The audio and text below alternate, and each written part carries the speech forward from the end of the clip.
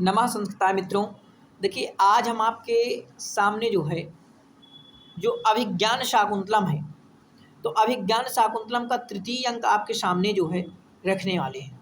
तो इसकी जो है पूरी स्टोरी आप हिंदी में समझ लीजिए कि कौन कौन सी घटनाएं किस अंक पर हैं, ऐसे प्रश्न बनते हैं। ठीक है, देखिए आप जैसे बीए में हैं तो भी आपको ये पता होना चाहिए, लेकिन अगर आप टीजीटी पीजीटी की तैयारी कर रहे हैं तो आपको हिंदी में जो है इसका सारांश जो है पता होना बहुत ज़रूरी है। अगर आप पहला अंक और दूसरा अंक नहीं देखे तो जाकर प्लेलिस्ट बनी हुई वहाँ से देख सकते हैं। थोड़ा हम आपको दूसरे अंक में 3 बातें यहाँ पर बता देते हैं, ठीक है, जो आपको समझने लायक है।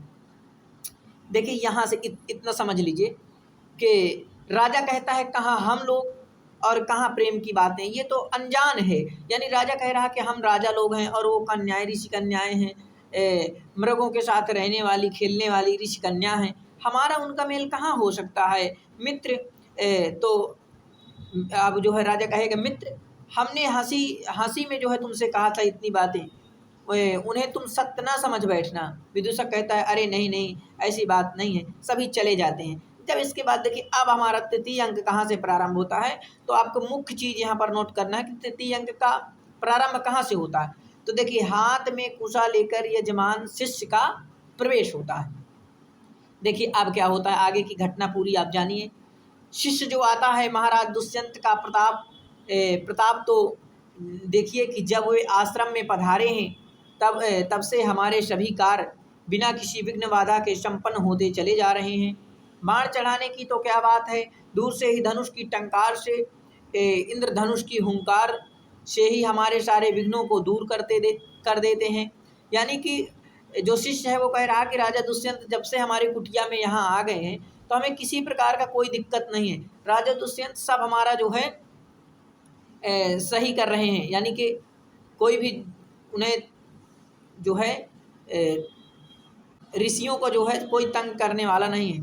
तो चलो ऋतुजों के लिए वेदी पर बिछाने की कुशल ले जाकर उसको पहुँचाऊँ। घूमकर आकाश की ओर देखते हैं, नेपथ्य में आवाज़ आएगी। देखिए अब क्या होता है, अरे प्रियंवदा, ये डंठल वाले कमल के पत्ते और खरा मिला हुआ यह लेप तुम किसके लिए जा रही हो।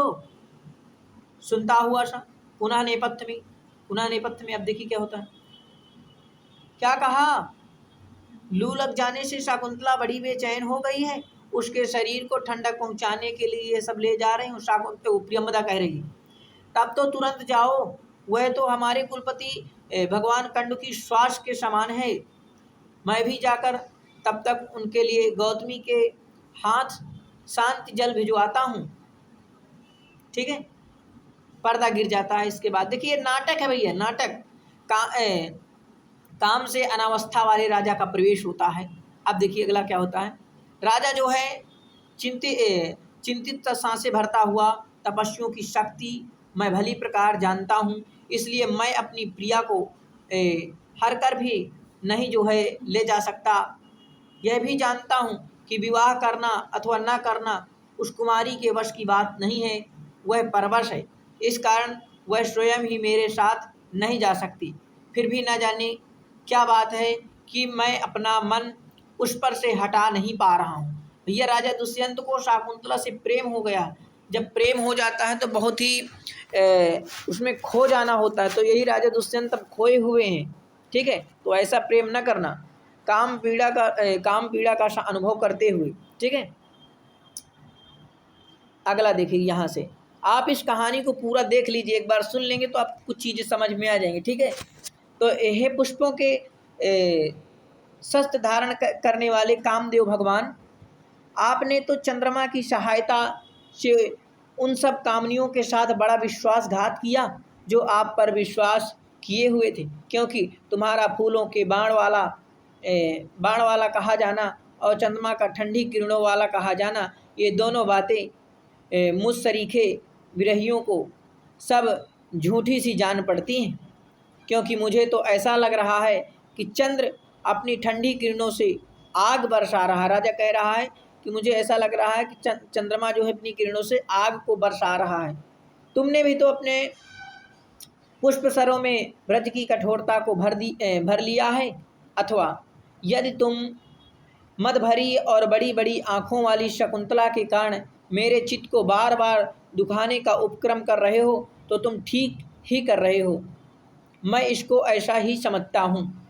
ठीक है, देखिए, खेत से परिक्रमा करके जो है यज्ञ पूर्ण हो जाने पर जब ऋषि लोग मुझे विदा कर देंगे, तब मैं अपने ये दुखी प्राण लेकर अपना मन कहाँ बहलाऊँगा। तब तक तो उसको ही खोजता हूँ। ठंडी सांस भरकर राजा जो है प्रिया के दर्शन के अतिरिक्त अब मेरे लिए अन्य आश्रम ही क्या रह गया है।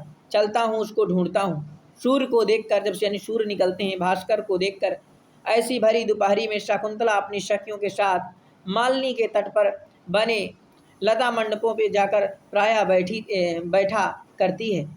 तो चलो वहीं चलकर देखता हूँ। राजा अपने मन में सोच रहा, ठीक है, घूमकर वायु के स्पर्श का अभिनय करता हुआ यहाँ कैसा सुंदर पवन बह रहा है। कमल की सुगंध में बसा हुआ मालिनी की लहरों की फुहारों से लदा हुआ यह पचन काम से तप्त इन अंगों को बड़ा ही सुहावना लग रहा है। घूमकर और देखकर राजा क्या कहता है, बंतों से घिरे इस लता मंडप में ही कहीं शकुंतला को बैठी होना चाहिए। राजा सोच रहा कि यहीं पर जो है शकुंतला को कहीं पर बैठी होना चाहिए, क्योंकि नीचे देखकर इस कुंज के द्वार पीले रेती में भरी नितंब वाली सखियों के पैरों के नीचे नए नए पड़े हुए चिन्ह दिखाई दे रहे हैं, जो एड़ी की ओर से गहरे और आगे उठे हुए हैं। अच्छा, हल पेड़ों की ओर से देखता हूँ। राजा जो है अब पेड़ की ओर से जो है देखता है। ठीक है, घूमकर और प्रसन्न होकर। देखिए, अब ध्यान से आप समझना। अब राजा क्या कह रहा है, वाह क्या बात है, मेरी आंखें ठंडी हो गई, यह मेरी प्रिया यहाँ सुंदर। देखिए, अब मैं आपको इस तरह नहीं बता रहा हूँ, अब देखते जाना, पढ़ते जाना। ठीक है, तो बस समझते जाना, कहानी को आपको समझ लेना है कि प्रथम अंक में क्या घटना है, द्वितीय अंक में क्या है, तृतीय अंक में क्या है, चतुर्थ अंक में क्या है। इसलिए मैं जो है आपको बता रहा हूँ। ठीक है, वाह मेरी आंखें ठंडी हो गई, यह मेरी प्रिया यहाँ सुंदर फूलों के बिछौने वाली पत्थर की पटिया पर लेटी हुई है। उसकी दोनों सखियां उसकी सेवा में लगी हुई हैं। अच्छा सुनो तो सही, ये सब परस्पर किस प्रकार की बातें कर रही हैं। खड़ा होकर सुनता है राजा। दृश्य परिवर्तन हो जाता है। जैसा कि ऊपर कहा गया है कि उस अवस्था में शकुंतला और उसकी सखियां दिखाई देती हैं। ठीक है, सखियां जो है बड़े प्यार से शकुंतला को पंखा लगाती हैं और सखी शकुंतला, ये संबोधन है, हे सखी शकुंतला, इन कमल, देखिए थोड़ा इधर और कम कर, इन कमल के पत्तों के झलने से तुम्हें कुछ ठंडक भी पहुंच रही है कि नहीं।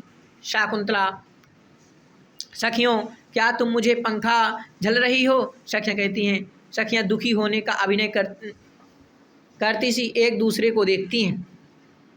राजा, शकुंतला को बहुत ही अस्वस्थ शरीर से दिखाई दे रही है।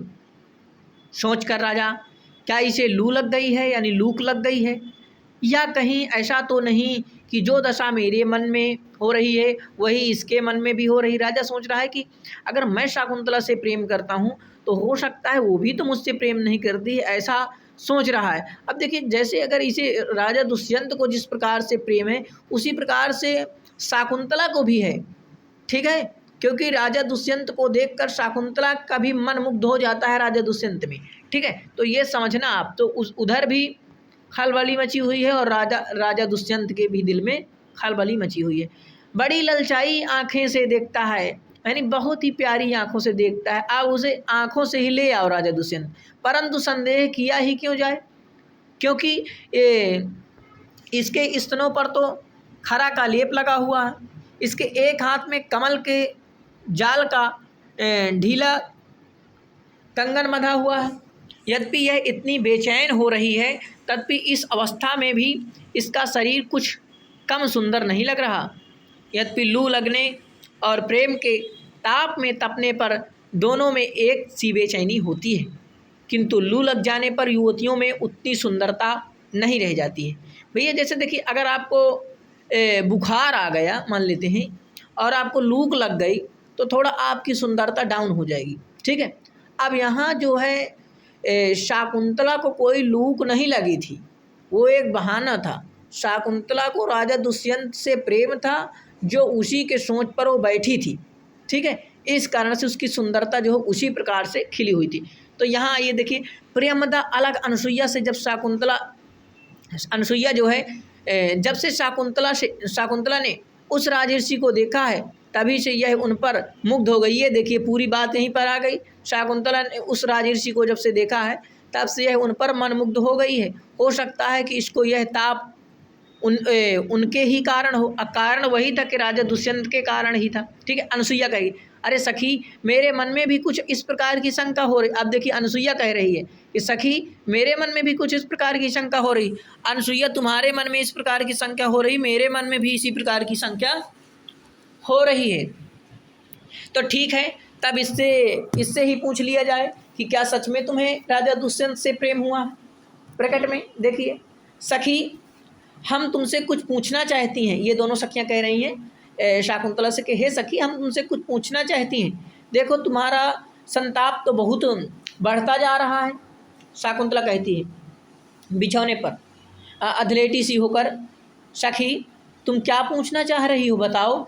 अनसुईया कह रही है, सखी शाकुंतला, हम प्रेम वेम की बातें तो कुछ नहीं जानती हैं। अच्छा, ये प्रेम रोम की बातें नहीं जानती हैं। इस पर भी तो भैया प्रियंवदा तो जान रही है प्रेम की बातें, तुम नहीं जान रही हो।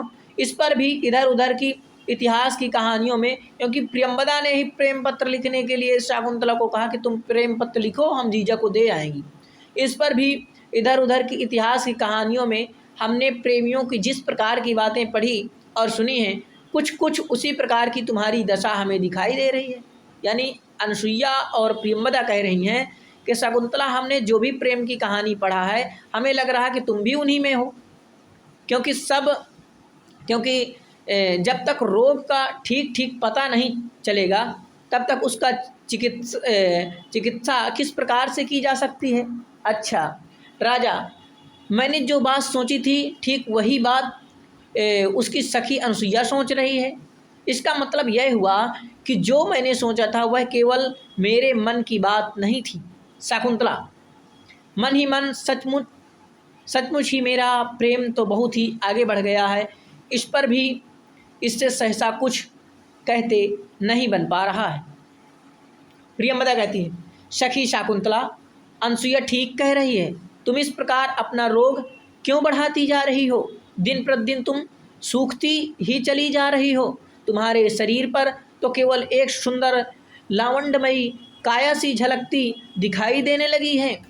प्रियंवदा कहती है, राजा, प्रियंवदा सच कह रही। राजा सोच रहा कि प्रियंवदा जो है सच कहती है, क्योंकि इसके कोमल कपोल मुरझा गए हैं, इसके जो गाल हैं वो मुरझाने जा रहे हैं। अब मुरझाने गाल को राजा कैसे ले जाएगा? ठीक है। तो मुंह सूख गया है, अब मुंह जो है उसका सूख गया है, स्तनों की कठोरता भी समाप्त हो गई है। कटि प्रदेश जो है पतला हो, यानी जो कमर है उसकी पतला हो गया है, कंधे झुक गए हैं और देह पीली पड़ गई है। मदन के क्लेश से यह ऐसी हो गई है जैसे वायु के परस से मुरझाई हुई पत्तियां वाली माधवी लता हों, जो सुंदर भी लगती हैं और जिस पर दया भी उगती है। शाकुंतला, यदि तुमसे ना कहूँगी तो फिर तुम किससे कहोगी कि सखी, अब तो तुम दोनों को मेरे लिए कुछ ना कुछ करना ही होगा। यह कष्ट किसी अन्य को नहीं दिया जा सकता। दोनों कहती हैं, अरे इसलिए तो इतनी देर से हम दोनों तुझसे इतना आग्रह कर रही हैं। हमने आत्मीयों से दुख बांट लेने पर उसकी वेदना कुछ कम हो जाती है, वह सहनीय हो जाता है। राजा कहता है, देखिए उनकी बात सुनकर राजा जो है सुख दुख में साथ देने वाली अपनी इन सखियों के पूछने पर तो यह वाला अवश्य ही अपने मन की बात बता देगी।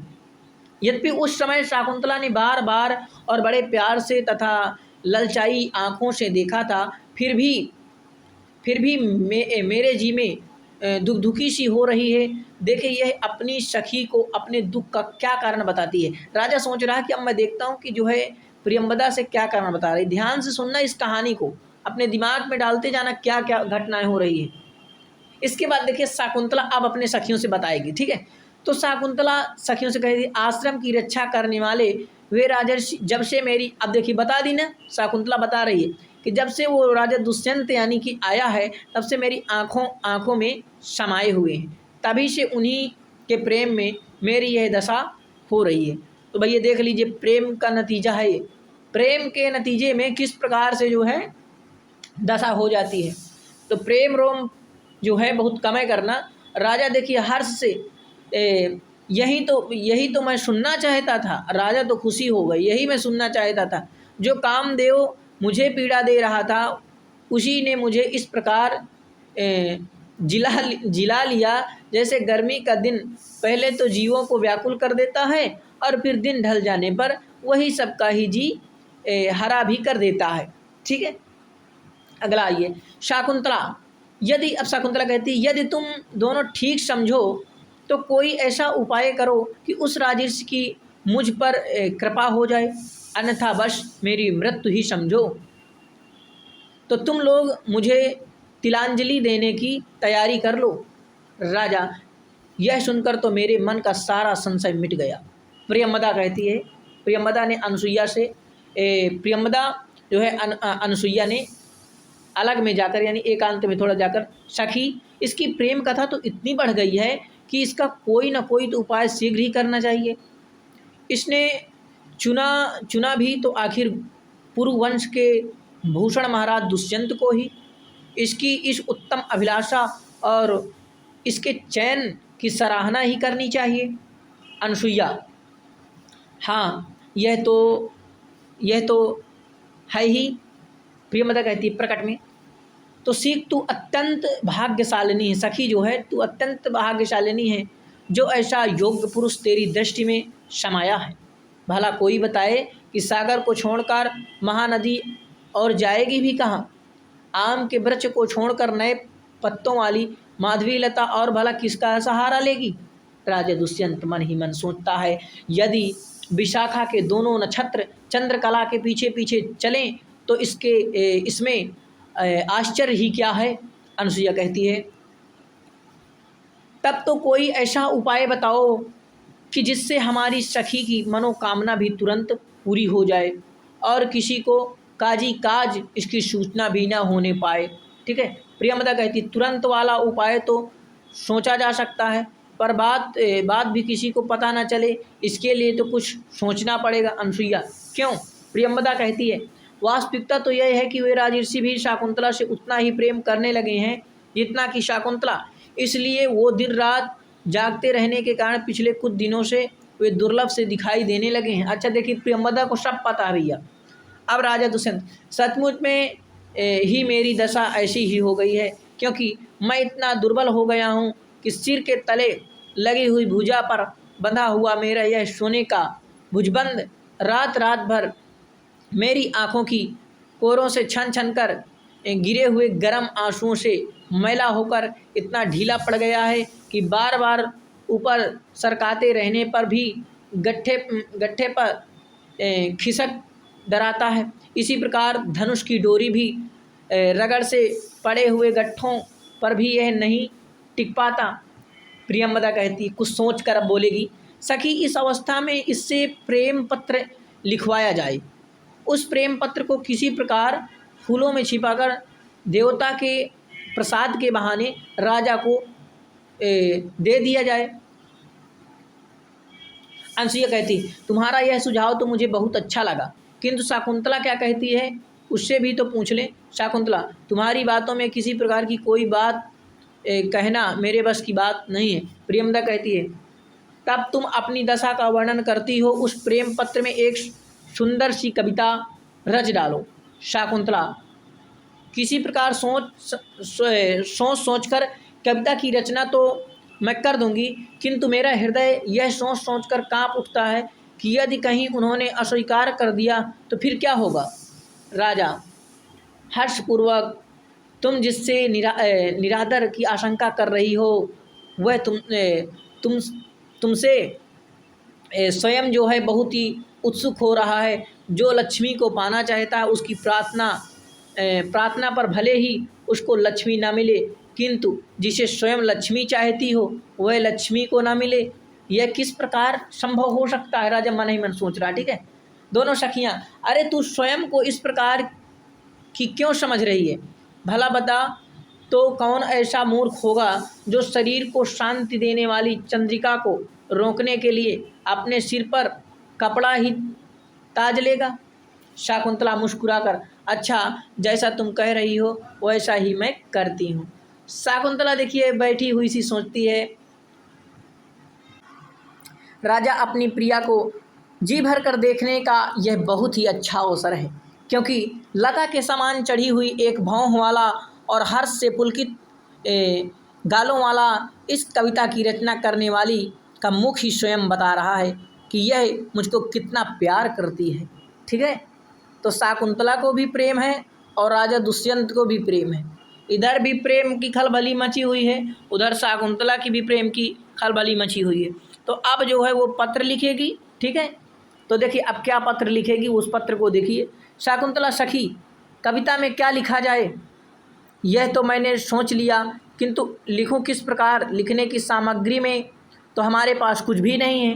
प्रियमदा कहती है, सुख की छाती के समान सुकोमल इस कमलनी के पत्ते पर तुम अपने नखों की, यानी नाखून जो होते हैं ना, तो लड़कियां थोड़ा नाखून वाखून रख लेती हैं, तो उसमें कलम और स्याही बनाकर लिख दो। शाकुंतला कहते हैं वैसा ही करती हूँ। लिखने के बाद देखिए इसे प्रेम है इसलिए कहती हाँ चलो कर देती। पेन उन्होंने नहीं ढूंढ रही है, अब वहाँ पेन मिलेंगे कहाँ भैया, उस टाइम पेन शायद ना रहे होंगे। ठीक है, तो आज पेन चल रहा है, तो आज अपना आप प्रेम पत्र काहे से लिखोगी, अपना पेन से लिख देना। अब यहाँ पर देखिए राजा जो है, सखी लिख तो मैंने लिया ही है, अब तुम एक बार इसको सुन लो कि कविता कुछ ठीक भी बनी हुई है अथवा नहीं, अभी गड़बड़ाई हो तो वहाँ जो है सही कर लें।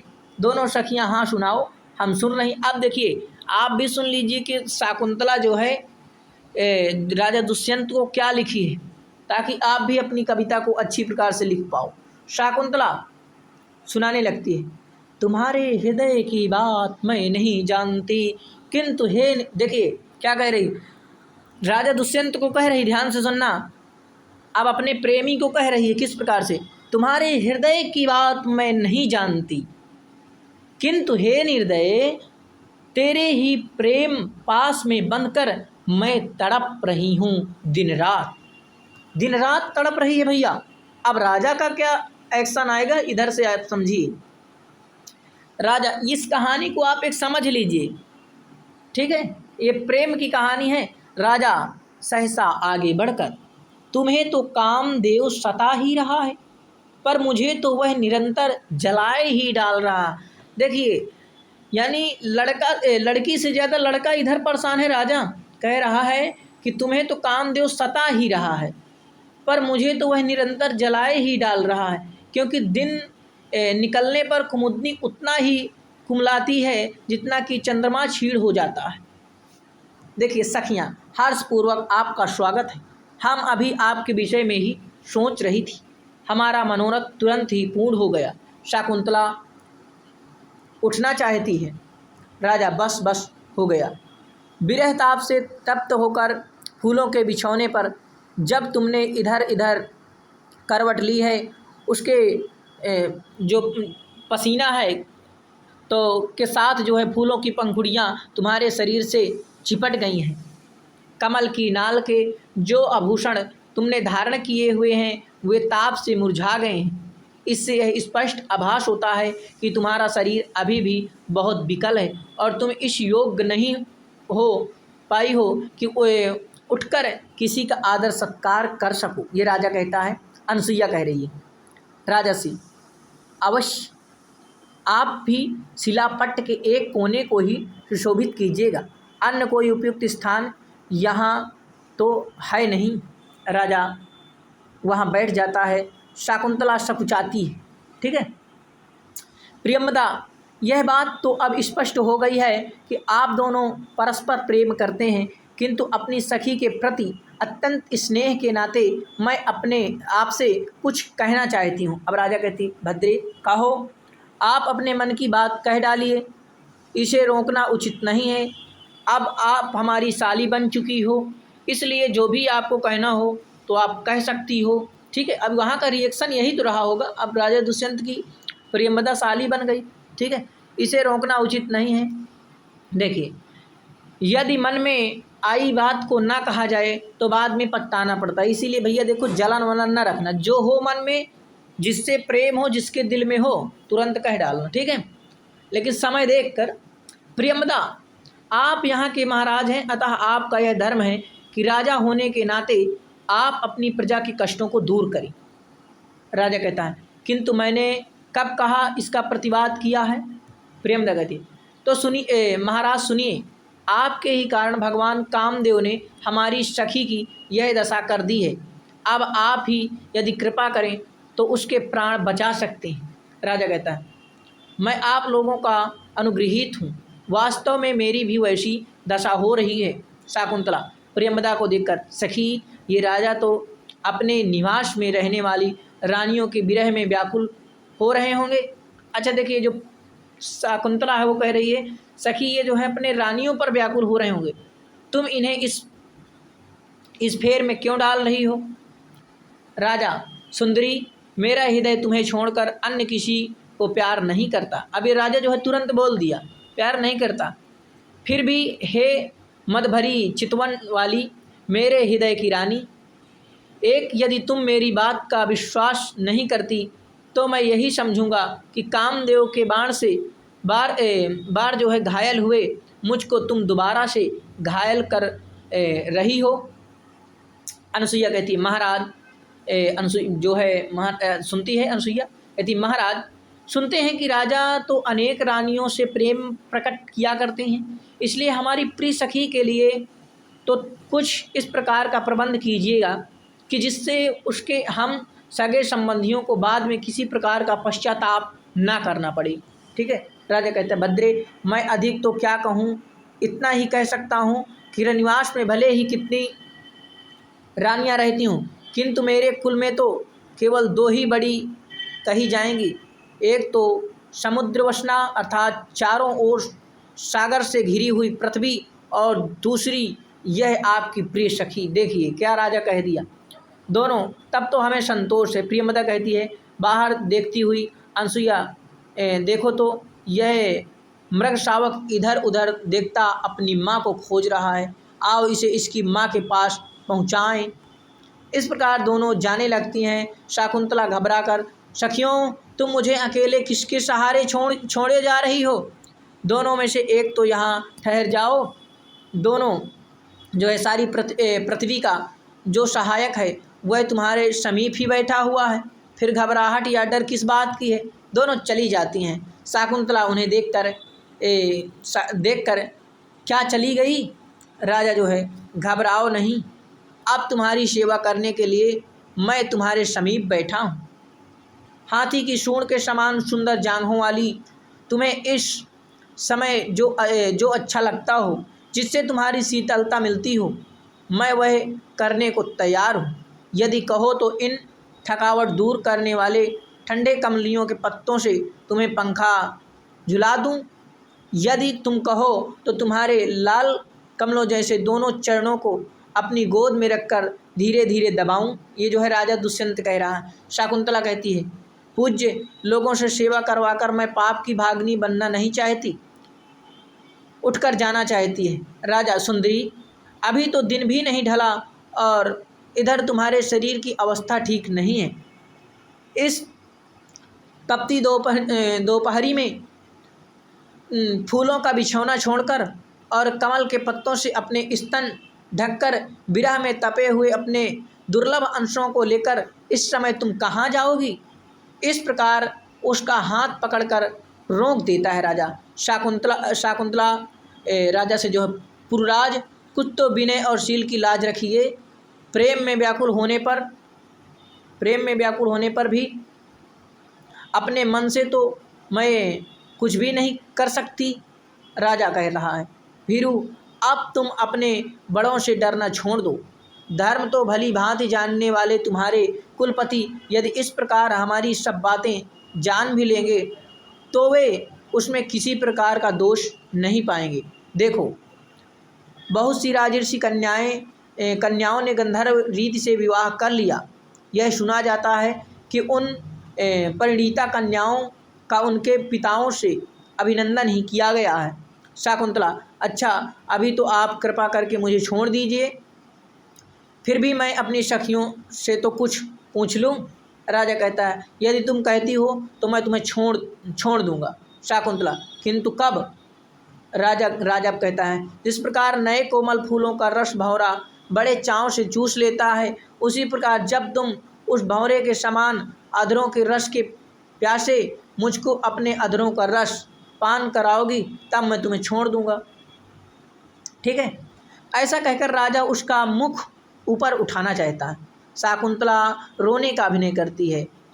नेपथ्य में देखिए, चक्रवाक वधु अपने सहचर को बुला ले, रात होने वाली है। शाकुंतला घबरा कर, पुरराज, जान पड़ता है कि मेरे शरीर की दशा जानने के लिए आर्या गौतमी स्वयं इधर ही आ रही हैं, इसलिए आप उस वृक्ष की ओट में हो जाइए। राजा, अच्छा, यह कहकर छिप जाता है। उसके बाद हाथ में एक पात्र लिए हुए गौतमी और दोनों सखियों का प्रवेश होता है। सखियाँ, आर्या, गौतमी, इधर आइए, इधर आइए। गौतमी कहती, शाकुंतला के समीप पहुंचकर, वत्से, क्या तुम्हारे अंगों का संताप कुछ कम हुआ? शाकुंतला कहती, अरे हाँ, अब कुछ कम है। गौतमी कहती है। शाकुंतला के सिर पर कुशा का जल छिड़क कर फिर कहती है, लो, इस कुशोदक से अब तुम्हारा शरीर स्वस्थ हो जाएगा। वत्से, उठो, चलो, अब दिन ढल गया है, लाओ अब कुटिया में चलते हैं। सब जाते हैं। शाकुंतला जाते हुए मन ही मन, अरे मन, जब तुम्हारा मनोरथ पूर्ण करने के लिए तुम्हारा प्रिय तुम्हारे समीप था, तब तुम अपनी कातरता छोड़ नहीं पाए। अब पछताते हुए बिछुड़ जाने पर क्यों इतना संताप कर रहे हो? कुछ पग चलकर फिर खड़ी होती है और प्रकट में कहती है, हे संताप हरने वाले लता पुंज, मैं तुम्हें फिर निमंत्रण दिए जाती हूँ। यानी राजा को निमंत्रण दे दी है कि तुम आओ। इस प्रकार दुख के साथ शाकुंतला का अपनी प्रिय सखियों के साथ प्रस्थान होता है। राजा पहले स्थान पर कब निश्वास छोड़ता हुआ, अहो, मन की कामना पूर्ण होने में बाधाएं ही बाधाएं हैं, क्योंकि अपने जिस ओंठ को शाकुंतला बार बार अपनी उंगलियों से ढकती जा रही थी, जो बार बार नहीं कहती हुई बड़ी सुंदर लग रही थी, अपने जिस मुख को वह कंधे की ओर मोड़ती जा रही थी, उस सुंदर पलकों वाली शाकुंतला के मुख को उठाकर मैं चुम्बन भी नहीं कर पाया। राजा कह रहा, देखिए, चुम्बन भी मैं नहीं कर पाया हूँ। अब कहाँ जाऊँ, जहाँ मेरी प्यारी कुछ देर रहकर गई है। मैं भी थोड़ी देर इसी लता कुंज में ठहर जाता हूँ। सब ओर देखकर तो कुंज में ठहर जाता हूँ। सब ओर देखकर उसके शरीर से मसला हुआ यह फूलों का बिछौना इस पत्थर की शिला पर पड़ा हुआ है। कमलनी के पत्ते पर नखों से लिखा हुआ उसका यह प्रेम पत्र भी यहीं पड़ा हुआ है। कमलनाल के आभूषण ताप से सूखकर उसके हाथों से गिरकर नहीं यहीं पड़े हैं। अपने नेत्रों की उलझाने वाली उसकी इतनी वस्तुओं के होते हुए इन सब को छोड़ शीघ्र कहीं चले जाने को मेरा मन भी तो नहीं कर पा रहा है। नेपथ्य में राजन सायंकाल के यज्ञ कर्म के आरंभ होते ही जलती हुई अग्नि वाली यज्ञ वेदियों के चारों ओर सांझ के बादलों के समान काले काले और लाल लाल डरावने राक्षस इधर उधर घूमते दिखाई दे रहे हैं। नेपथ्य से आवाज आती है, राजा मैं आता हूँ। राजा कहता है, मैं आता हूँ, और निकल जाता है। ठीक है, तो ये देखिए आपका रहा तृतीय अंक।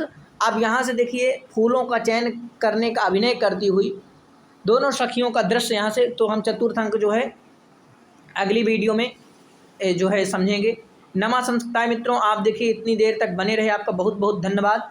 और संस्कृत का ज़्यादा से ज़्यादा प्रचार कीजिए। जो भी आपके मित्र हैं, सखी संबंधी, तो उनके पास जो है आप भेजते रहिए। नमः संस्कृताय मित्रों।